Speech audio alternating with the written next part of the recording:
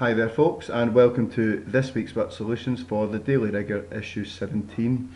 So our first story is to do with the authors being lined up for the £1 titles for World Book Day on the 2nd of March 2017.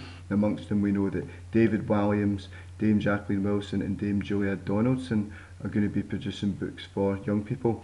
So World Book Day is celebrating its 20th birthday in 2017. And last year, the charity that runs it, UNESCO, provided 739,738 books at this knockdown price of £1.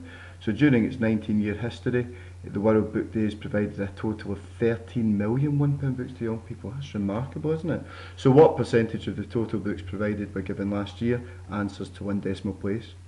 Okay, so first of all we need to make it a fraction. So we've got 789,738 books last year, and that's going to be out of a total of 13 million, and obviously in the calculator we put this in as 789,738 divided by 13 million. So this makes it a decimal, so to change it into a percentage, can you remember what we do?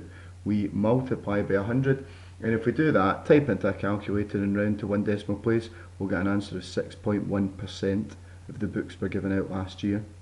Okay, on to our sports story now. So Andy Murray knocked out the US Open midweek there, and it was an epic 5-setter, and the match lasted for 3 hours and 57 minutes. And if the match finished at 11 p.m, what time did the match begin? So we can do this. There's numerous strategies we can do here, but I'm going to go back in stages. So if we go back 3 hours, first of all, that would take us to 8:11 p.m. So then we could go back the 11 minutes to take us to 8 p.m, just to make it a wee bit easier. Now, if the match lasted for 3 hours and 57 minutes, we've gone back 3 hours, we've gone back 11 minutes. So that means we need to go back the remaining 46 minutes. So if we go back 40 minutes, that'll take us to 7:20, and if we go back another 6 minutes on from 7:20, that'll give us a final answer of 7:14 p.m. So that's when the match started.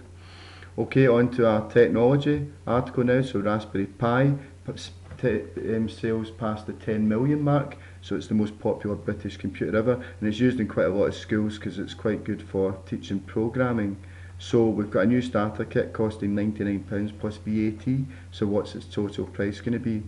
So we work out the VAT first of all, and it's 20% of £99, and we should know that 20% is a fifth, so we can do 99 divided by 5, which gives us VAT of £19.80.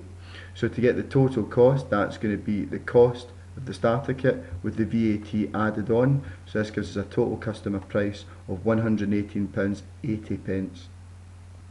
Okay, so on to our last article, a health and wellbeing article. So in Finland, Finnish government are recommending that young people should be active for at least 3 hours a day.